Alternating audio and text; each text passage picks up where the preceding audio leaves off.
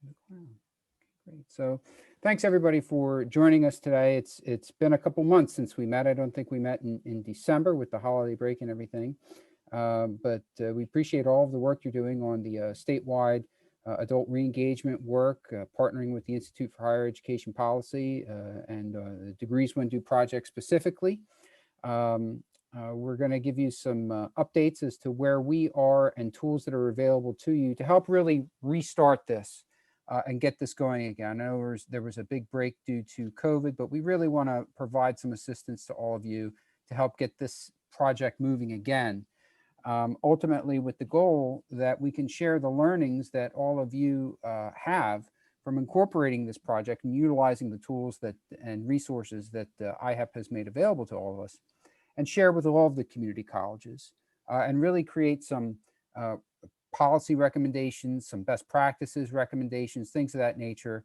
Policy recommendations we can share with the state, best practices we can share with other community colleges, and maybe even outcomes, best practices and outcomes we could share nationally in national forums as well.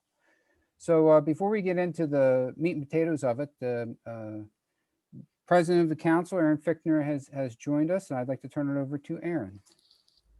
Thanks, Jake, and thanks for your leadership on this important effort. It's good to see everybody. This is an important initiative of the council. We really appreciate the partnership with IHEP and Degrees When Due in particular. So nice to see Jennifer and Callista here. Nice to meet both of you. I can't but help be reminded almost every day how important the work of community college is in this moment in our state and in our nation, and how important it is for us to continue to find creative and effective ways to engage with adults. So obviously you're all taking a look at the unemployment numbers and thinking about the changing economy. And, I think that community colleges have never been as important as they are now. We have so many adults in New Jersey who don't have post-secondary education, and in a rapidly changing economy probably don't have the credentials or degrees that are going to get them a family supporting wage. And we've got a lot of unemployed folks who need to retool and upskill. And we're going to have a lot of people who are going to continue to lose jobs in a very tumultuous economy. I think I've said this a number of times, but I think it's pretty clear that the economy that we emerge into after COVID is over is just going to look very different than the one we left behind, which means that jobs will look very different, skills, educational pathways will look different. And so the work that you are all doing collectively around engaging adults is so incredibly important. So thank you, and look forward to hearing from all of you today and continuing to support all of your work with our partners at IHEP and Degrees When Due. I will note that I'm sure you've all heard the news that the legislature has passed the legislation that would make the Community College Opportunity Grant Program permanent in state law. That is a big accomplishment collectively for all of us. So I want to thank all of you and all the folks on your campuses that really made that a reality. We believe that because CCOG is open to adults, it's not restricted in any way to people by age, that it is an incredibly important tool for us to engage adults who are in households making less than $65,000 a year and who need a community college pathway to a better life. We have a partnership at the council with RWJ-Barnabas Health to get their employees into community colleges through CCOG. There are a lot of great models around the country that we can build on, but I would just challenge all of you to continue to help us think about how CCOG could be part of an adult re-engagement strategy.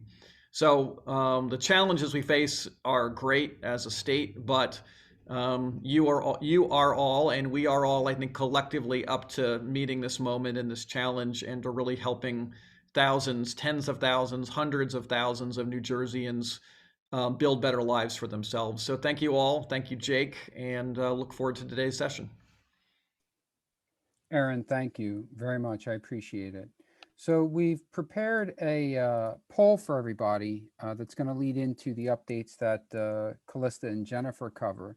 But before we get into that, I just want to share my screen for a quick second, maybe longer than a quick second. Let's see. Can everybody see this slide okay? So I wanted to let everybody know that in order to help all of you jumpstart the Degrees When Due program, Institute for Higher Education Policy has created a refreshed, brief institutional survey. It's 10 to 15 minutes long. We've put the link in the chat. So if you can click that, and then you'll have it in your browser and you can complete it. But I'll also send a follow-up email to all of you. And we'll ask that if you can get that done by the end of the week, that would be great, because that's going to help us determine where you are in the project and what additional supports you could use from us to move this along. I also wanted to share a couple of things here that are project deadlines for the institutional-based assignments that are coming our way. So February 28th, which is not that far away, but it gives us all about a month, for our adult re-engagement and reverse transfer strategies. I know some of you are working specifically on adult re-engagement. Some of you have also opted to do some work with reverse transfer as well. But all of the various tabs and metrics that are in the LMS that Callista is going to go over a little bit during this get-together. The update on any policies is due. Stop out without degree total. Those who aren't enrolled, did they enroll elsewhere? Did they complete a degree elsewhere? The universe of interest. That information is all due, and hopefully within this month, you and your teams will be able to get together if you've not completed it. If you've made some progress on it, you'll be able to ramp that up between now and February 28th. And critically important, Callista, as our coach, is available to meet with you and your teams by appointment. She also has open office hours as well, and Callista will remind all of us about how to reach out to her and when those open office hours are. But she's really here to help all of us, all of you and your teams, really move this along at the institutional level and help you think through those critical questions that you and your team members are going to ask, especially in these trying times, as Aaron pointed out. The number of people unemployed, the challenges in getting people to enroll, regardless of talking about adult population, but the challenges of getting students to enroll in a primarily remote environment, so on and so forth. So I just wanted to share all of that with you. I'm going to ask Jennifer from IHEP. Jennifer, is there anything that I might have missed on these critical updates here from the IHEP perspective?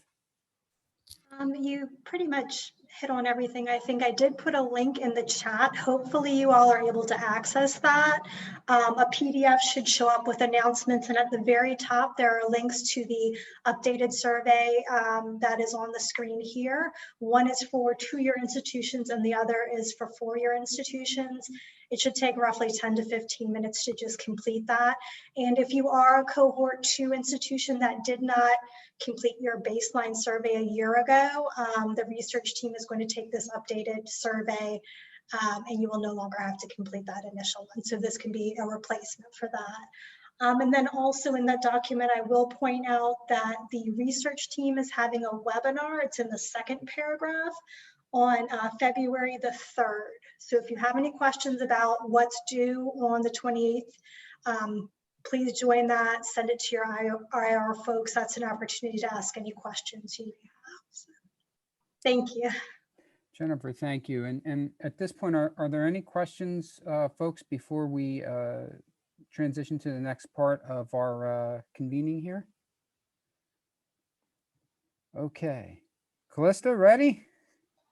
I am ready. Okay. How about you share? I'm going to do a couple overview slides and then we'll do the poll, okay? Okay. So I am going to share my screen.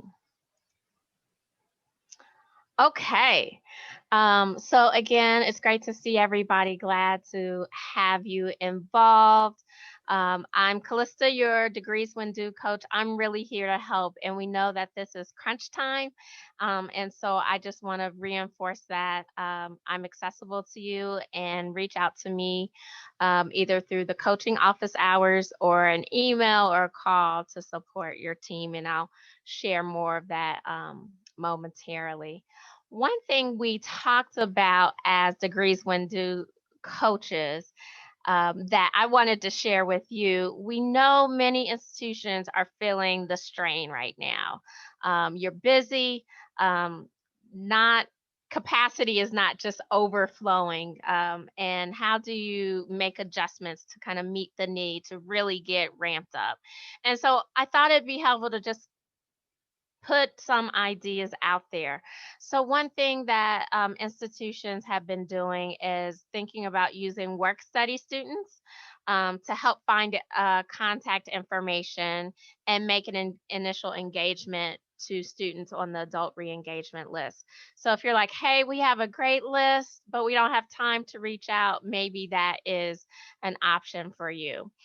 Some people have been repurposing staff who had other assignments. So maybe they had staff in the welcome center or receptionist that they repurposed. I just got off a call with an institution in Alabama who had a director of student life who had a lot of residential, and it's interesting, I know many community colleges don't have residences, but in this case they did, and some of his student life responsibilities were diminished because they weren't having as many events on campuses and people, and so he was reassigned to work on Degrees When Due.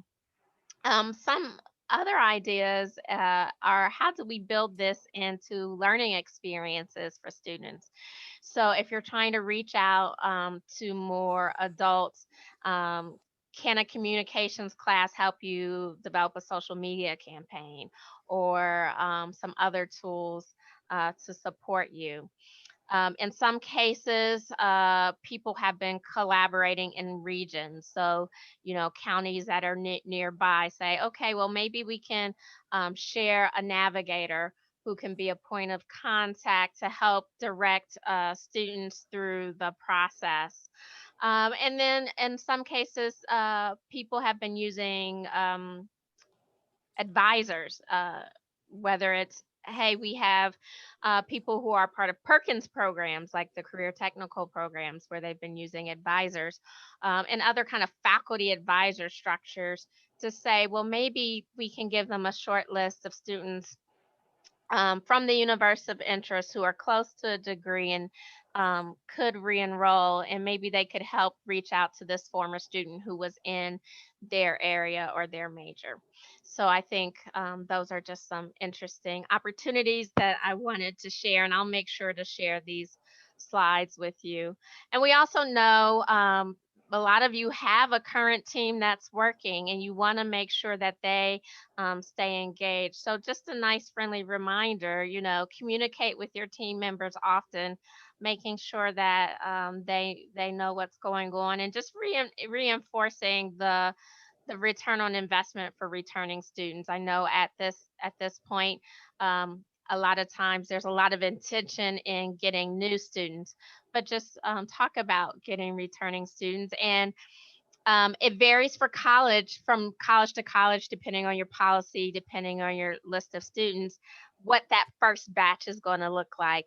You might be able to do that first reach out for the universe of interest and get 30 students. Some campuses get 5 initially, but then as they go through the process and there's more awareness of it, students you might have reached out to this year may come back in 2022.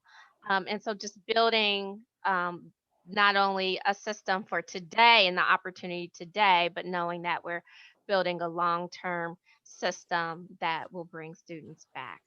So I just thought that would be some helpful pointers and points of encouragement. Any questions about those kind of key points? And I'll make sure I'm monitoring the chat too. Okay, good. So we will move on. Just a reminder, here's the link to the webinar that Jennifer mentioned on reporting.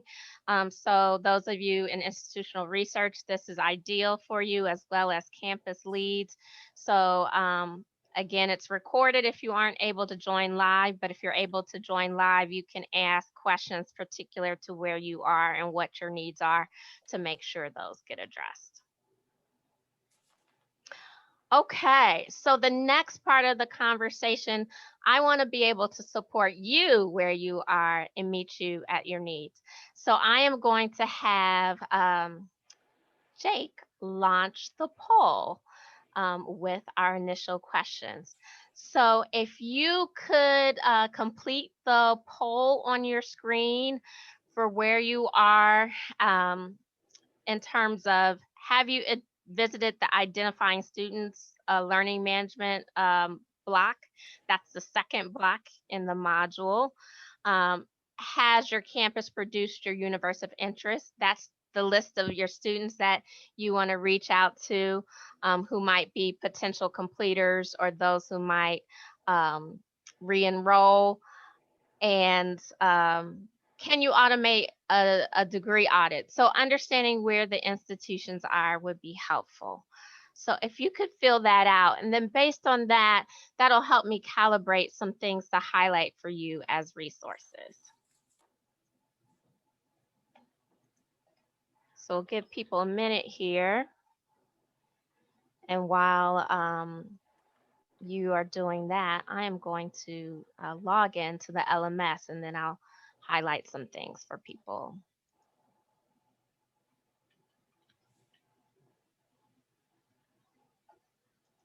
Okay, Jake, how are we coming? Are we getting good responses? Are we ready to show the results? Yeah, we're about 64%, 11 of 17. And then I realized that the 6 people are probably the staff who haven't completed it. So let me end this and share some results here. Okay, good, good, good. So quite a few haven't quite gotten into the learning management system for the identifying student block. So I will highlight some things. Some of you have gotten through it or have gotten on progress. And so, yes, we'll help you get started with that. And producing the universe of interest, about 45% have. Some of you are unsure.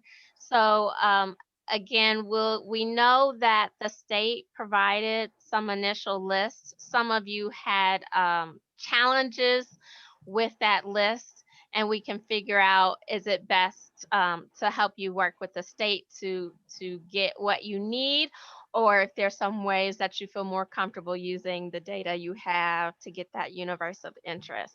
And getting that universe of interest will get you the information you need for the February 28th date. And of course, it gives you these nuggets to mine for students who can come back, which is the ultimate goal, or even students who might have academically met all the requirements and can be awarded a degree. So that'll be good. Calista, And can then, I jump in with one yes, quick point? You mentioned universe of interest. So I just want to share with everybody, Diana Gonzalez, the Assistant Secretary of Higher Education, is unable to join us today, but I met with her yesterday on this and about degrees when due. They are ready to help in any way, shape, or form. I know that, as Calista mentioned, Office of the Secretary of Higher Education provided those initial universe of interest lists to all of you. And if, as you are reviewing those lists, which are, I think, 1 or 2 years old now, if you think you would benefit from a refreshed list, let me know. Send me an email, let me know. And we can reach out to OSHI with a list of colleges that are requesting some updated universe of interest lists, and we can get those to you. Thanks, Calista. that's great. Any questions about that or about the state data? Feel free to unmute yourself or place questions in the chat. Okay. All right. So thank you. And we can, and then the last piece was a good piece of portion of you have automated degree audits. Some of you are unsure, and that's okay, but that also helps me figure out how far to go. So, okay, so we'll close that, and I am going to move over to the learning management system. So I'm going to highlight for you things I think will be helpful if you're like, yeah, we've been kind of doing this, but we can't get through the process. So I'm here to help. And I want you to feel free to stop me for questions you have, and I'll also stop at some points. So if you feel like you've been languishing, I should say this, the most important pieces in terms of who on your team should be going through it. So you as a campus lead, of course, you want some good familiarity with the whole process to go through. Your institutional researcher, whoever's generating the data, if you have a different name for that department, is going to be really key in these initial modules. But you also don't want your registrars, your academic advising people far behind. But if you have to prioritize getting the IR comfortable. There's the reporting webinar, there's me, there's the system, and making sure you as a team lead feel like you have some direction and I'm here to support. And also think about sometimes you have other initiatives on your campus and you're trying to figure out how to weave that in. Those are conversations we can have just for your institution. So here's the dashboard. Your dashboard, of course, is not going to have as much as mine will, but I'm just going to click on this cohort 3 dashboard for degrees when due. Some of you might have cohort 3, some of you might have cohort 2, but the main content will be the same. So the initiation module, there's some basics in there. If you haven't done that, that's very simple to do. Go ahead and knock that out. Even if you just have to skim it and just check some of the boxes about intellectual property and things like that to make sure you can see the rest of the system. There's also some good pieces, and I might as well click on it since I'm talking about it. There's some good pieces about reporting in here. The equity toolkit is also valuable. It's something that you can visit at any time. And a lot of you are doing equity-minded initiatives. And this is also kind of a gut check or a comparable resource for you in that process. So you'll see the equity toolkit on the menu for initiation also. But you can see here that the initiation gives you the basics and is a nice lead into that equity lens, and also gives you some suggestions about how to connect it to your other completion strategy. Again, it's more of the overview and not the nitty gritty. So you should be able to walk through that pretty well, especially if you've been sitting in on this call and the webinars.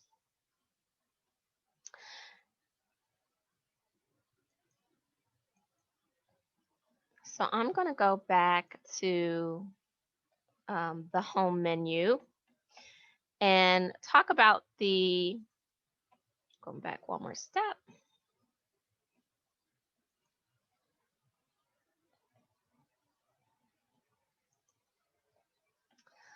Let's go into the identifying award eligible students. So this is the module we want everybody to get through by the end of February. And again, it's key, especially for institutional research and the team lead.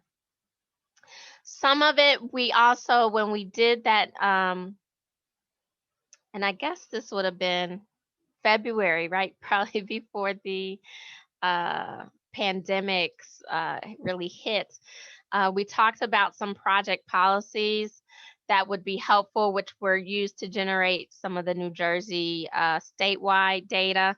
But again, if you are generating your own data, there is a data mining piece here.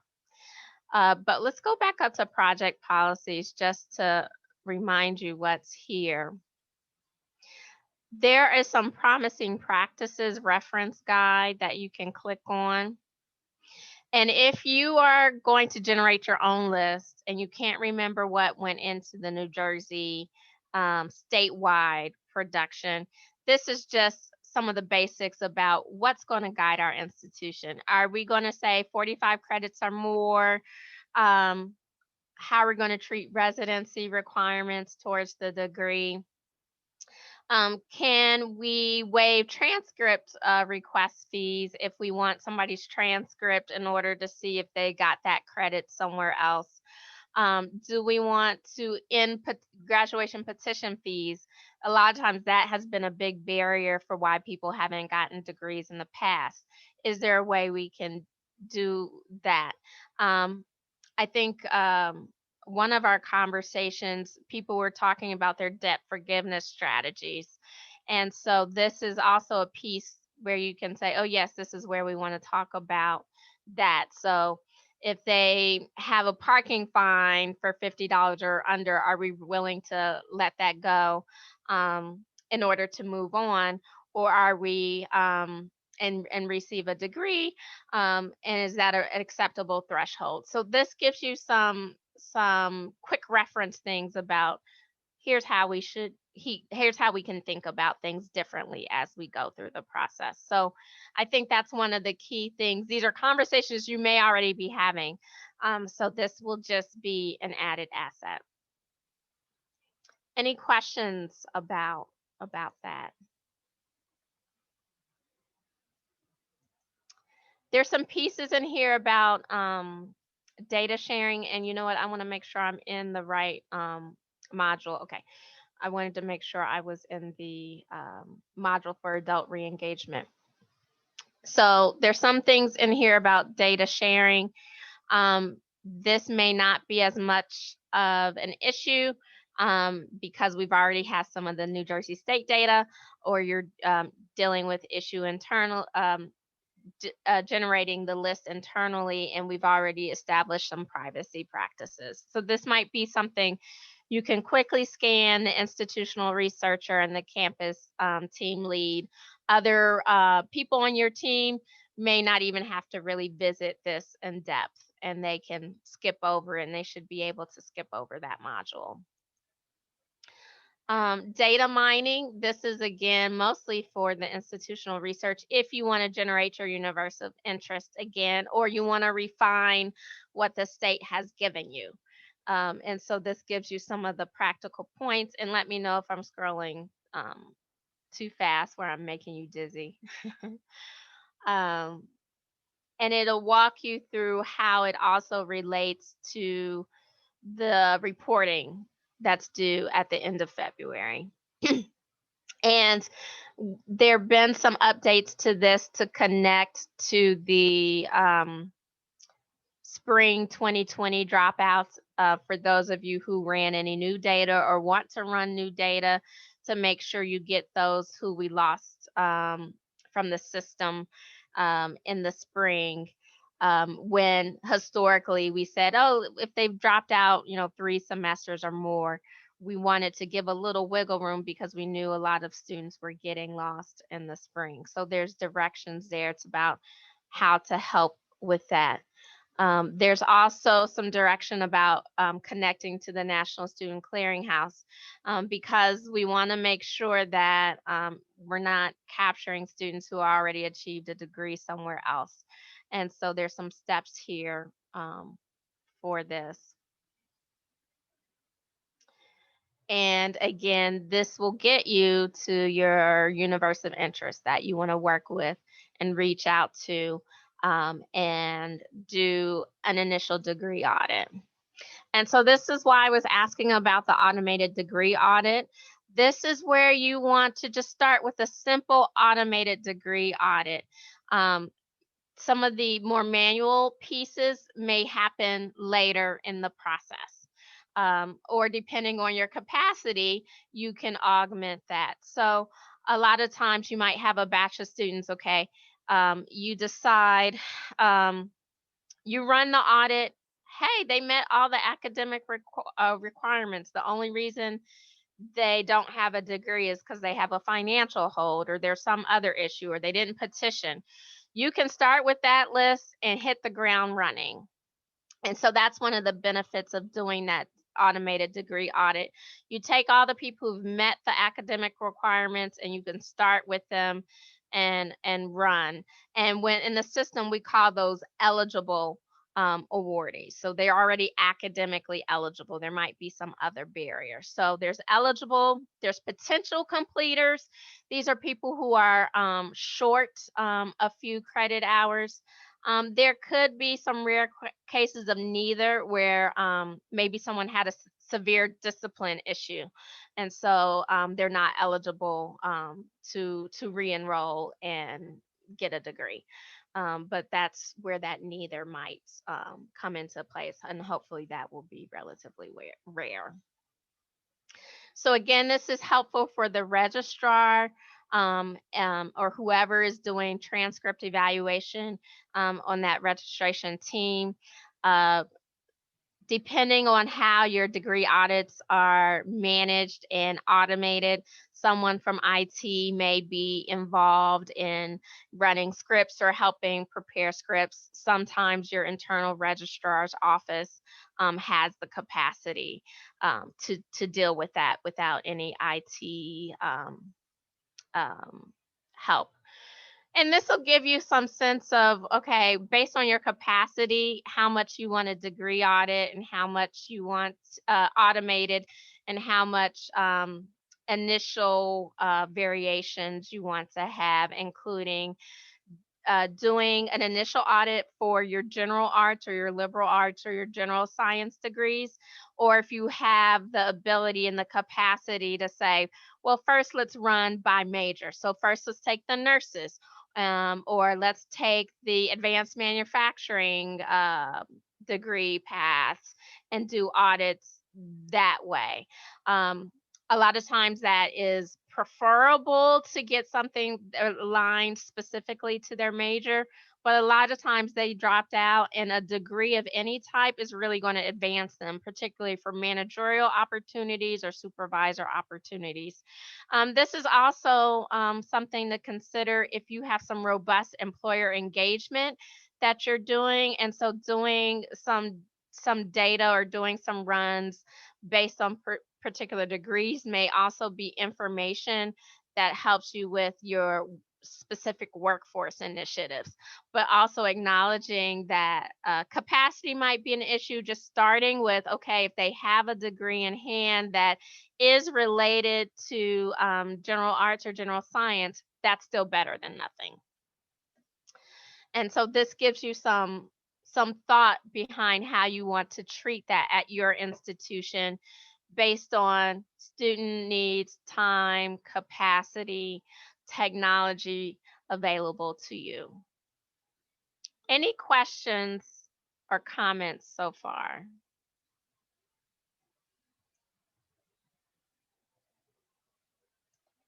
Okay. Is this helpful? I'm not going too fast. Give me a thumbs up with the reaction, or your video if you're following. Okay, good. I'm seeing some thumbs up. Okay, good.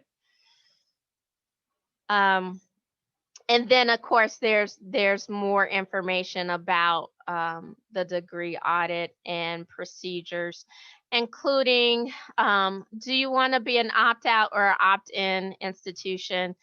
This is sometimes campuses have a general policy. Sometimes you need to run it by general counsel, just depending on your institution.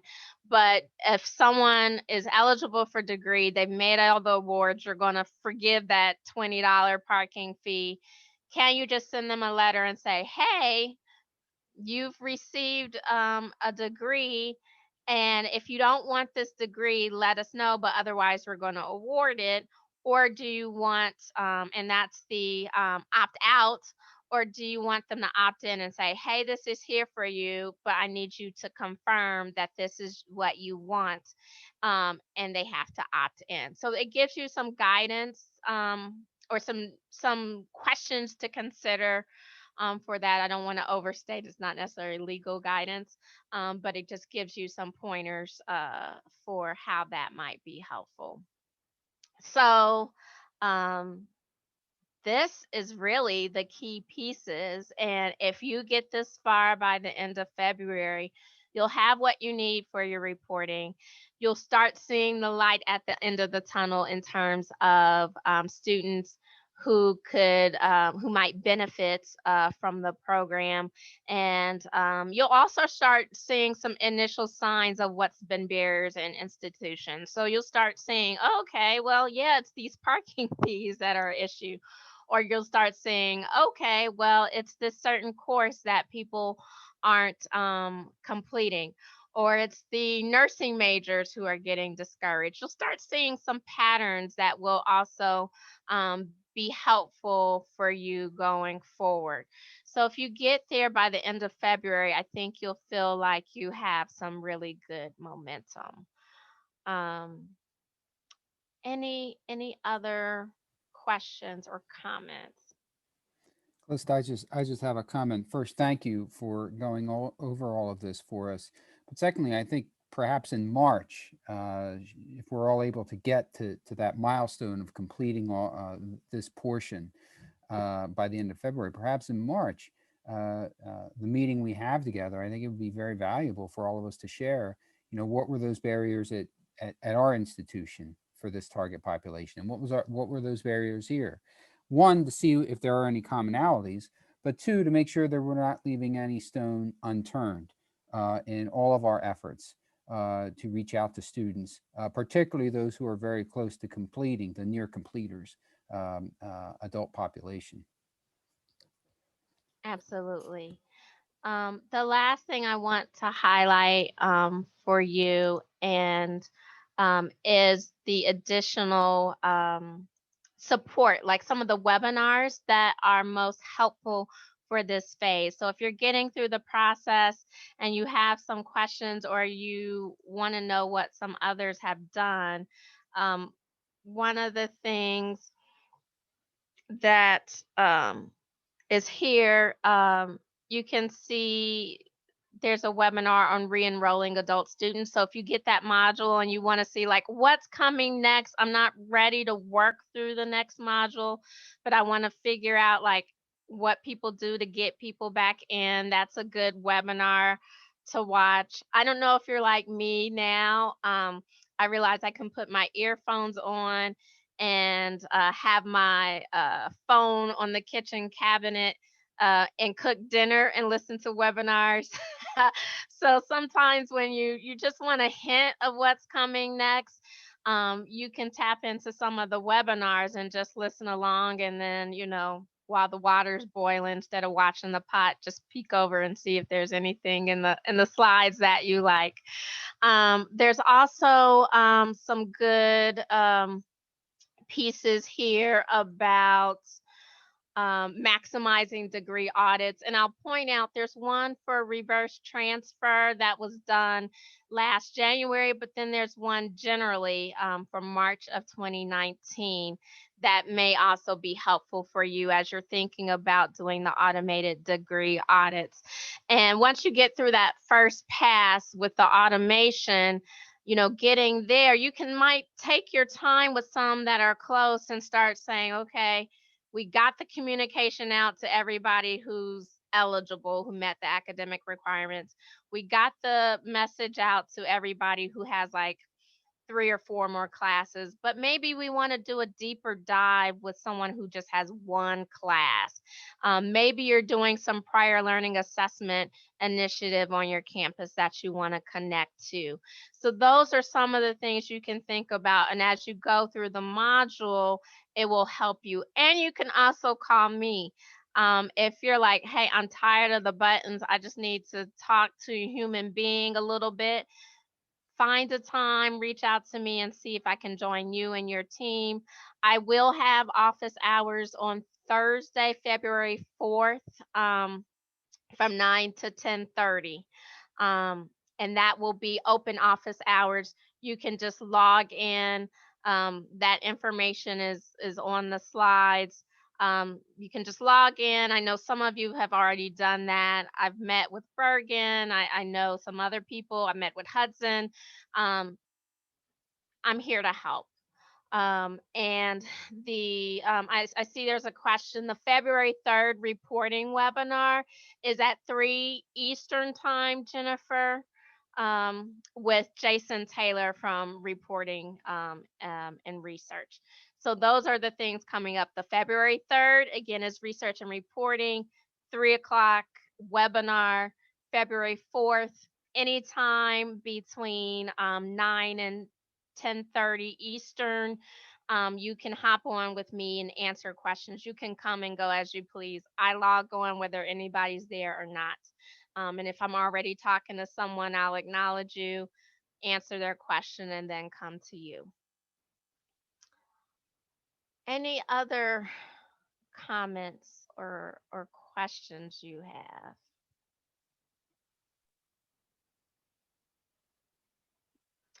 So that's all we really wanted to highlight. I think we really want to support you so that by February 28th, if we do that poll, everybody's like, yeah, did the identifying students. Yeah, we got our universe of interest. So that's what we're hoping to support you in doing. And then yeah, feel free to reach out to me. I'm going to pull up my slide again with my contact information, but I will also make sure you have it. I found the direct link to the baseline survey we want you to complete by the end of the week. I'll give Jake 5 minutes and then I'll hit send. And then with the last 10 minutes of the meeting, you can actually do the survey. And that'll be like one more thing off your list if you haven't had a chance to do the baseline survey. And Jennifer, remind me, do you want campus leads only to do the baseline survey? Is that correct?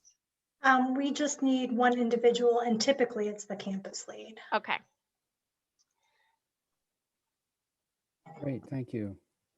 Callista, thank you. Jennifer, thank you. We do have a few more minutes left. We want to leave time for any college leads to provide updates if they'd like. But I did specifically reach out to the folks at Atlantic Cape because they're working on a very exciting project with the Gates Foundation and MDRC, Intermediaries for Scale, regarding some strategic planning and things of that nature. And I don't want to butcher too much. So I'm going to turn it over to Jean, Paula, and Vanessa. If you could share just a project overview, whet our appetites a little bit. It's very critical because it ties to outreach to adult learners. I'm going to turn it to Vanessa. Okay. There's Vanessa. Okay. Hi. Good afternoon, everyone. Thanks for having us today. First, I wanted to thank the state and the Council of County Colleges on behalf of Atlantic Cape for the opportunity to work with MDRC on this important project.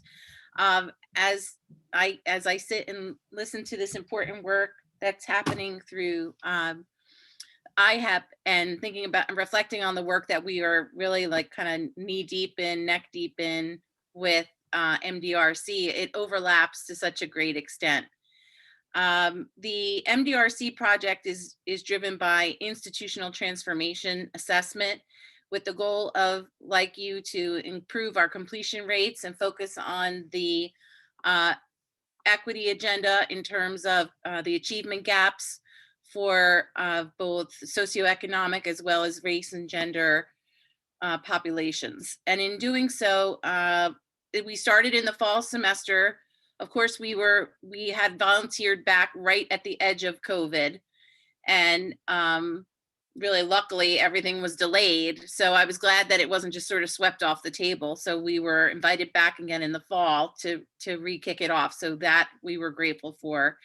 And anyway, we've just completed, we had to, what the process was to administer a survey to identify participants of 2 groups. So we had over 50 individuals campus-wide complete the survey and then conduct 2-hour focus groups, or sense-making sessions, they call them.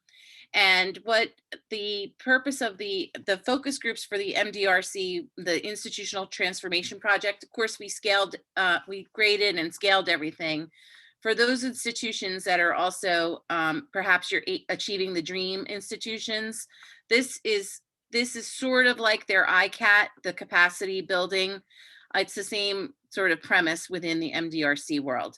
So we focus specifically on institutional policy, institutional research, digital learning, degree pathways, and advisement. We saw those as our 5 top areas of the 11 that we wanted to give our attention to. And just as you mentioned earlier, Callista, we realized that many of our institutional policies, in fact, could become barriers to enrollment, and things like prior balances, what our grading policies are. We talked a lot, in light of COVID, we went to a pass no credit temporarily so that we could adjust for the transition to online learning. We are still in the midst of it. We literally had our last sense making session about 2 weeks ago, so we have another debrief coming up this week. The goal is, we are really like triple dipping, quadruple dipping these efforts for other efforts as well, including our strategic planning work. We're in the, on the cusp of starting a new strategic plan. We look at our, again, our race and diversity and equity work and how this leads directly into that work as well. The achieving the dream and leveraging our student success coaching and how we can help implement some of these projects. And most importantly, MDRC has alluded to the potential of the findings being able to serve as a springboard for additional funding through perhaps the Gates Foundation in the future. So for those of you who may be familiar, the ICAT model at in the CUNY system, that is pretty much one of the touchstones that actually the council has highlighted in I think it was maybe 2 summers ago, Jake, we saw presentations from ICAT.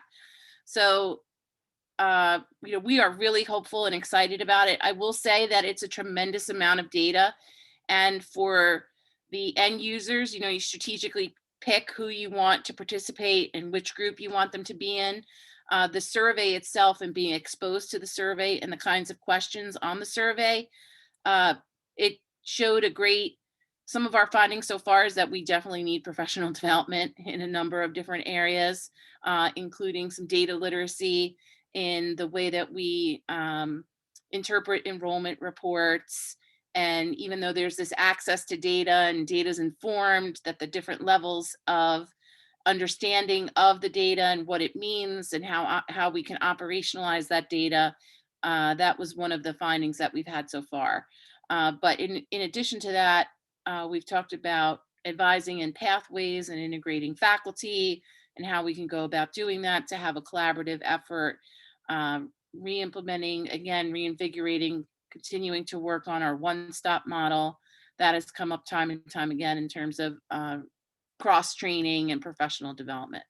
So I don't know if either Paula or Jean have anything to add.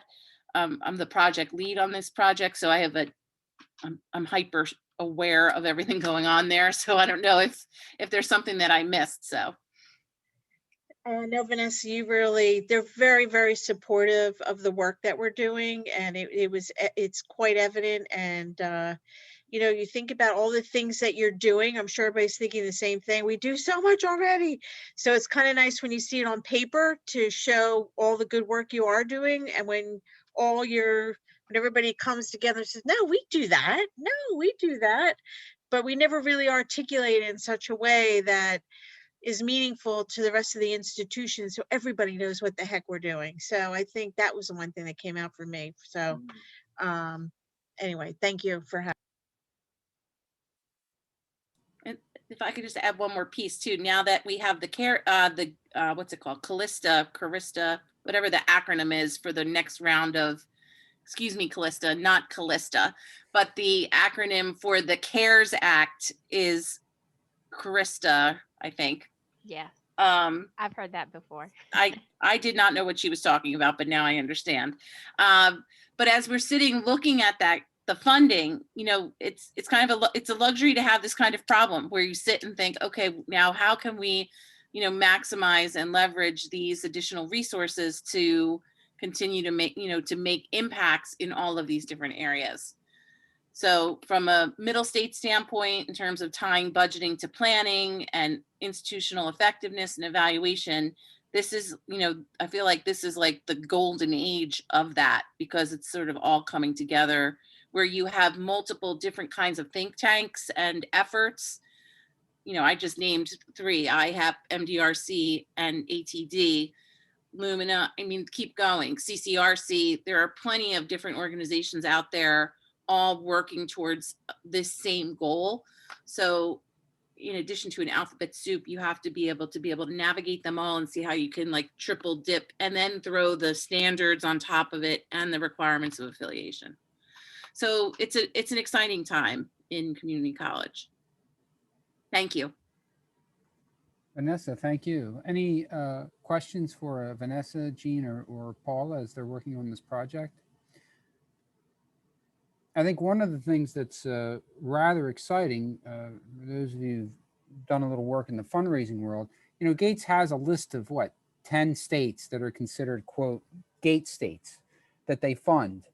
New Jersey's not on that list, but by Atlantic Cape, and Middlesex is also our other school working on this, but by these two institutions agreeing to work with MDRC on this project, we're funneling some Gates money and Gates funded supports to New Jersey with the potential, knock on wood, maybe, I'm sure it's going to be a competitive process if it's a Gates project, to provide some additional supports going forward to implement the plans that the folks at Atlantic Cape and Middlesex are working on, and possibly even provide some best practices and outcomes and things of that nature in statewide forums that we may be able to offer to share with all of our colleagues throughout the state. So Vanessa, thank you so much for joining us and for providing that overview. We appreciate it. Sure. We're running up against it, but I just wanted to open it up to any of our other college leads who are on the line. If there's any updates you want to share or anything promising you'd like to share from your institution as it relates to Degrees When Due. Hello, this is LaTanya from Mercer County Community College. Hi. We did an initial campaign a few days after our return from Thanksgiving. So we did a text and email campaign. In our universe of interest, we took it from the state's initial list, and we've met with Callista to get a better understanding of who should be included in that group. So we're at a universe of interest of 506 students, 506. I just asked for a refresh report today from our IT lead for this project, Ms. Nina. And to date of the 506, we have one person graduated over the summer, and we have 20 students that are currently registered for our spring 2021. And our spring term began just last week on Tuesday, January 19th. I just looked at additional stats. So of those 20, only one is full-time. So it just makes sense. They're all going to be part-time at this point. But I think 20 is a good starting point. I was surprised to see that many so far. That's great. We have to get all the information into the system. We're just doing the work, but nothing's been recorded yet. That's great. Thank you for the update. You're welcome. Okay. All right. Well, thank you everybody for joining us today. We'll make the webinar recording available. We'll send the email out to all of you, particularly focused on the project leads, but you'll all get the email about the baseline survey. And in the meantime, if you have any questions, comments, or concerns, particularly if you need to re-examine that the universe of interest list, certainly let me know. We can reach out to OSHI to help provide an updated list if needed. So thanks, everybody. We really appreciate it. We'll see you again on the next one in February, and we'll see you on the upcoming webinar February 3rd, particularly for that the IHEP is providing for us for research and reporting. So thanks again, everybody. Stay safe and have a great rest of the week. Great. Goodbye. Thank you. Thank you.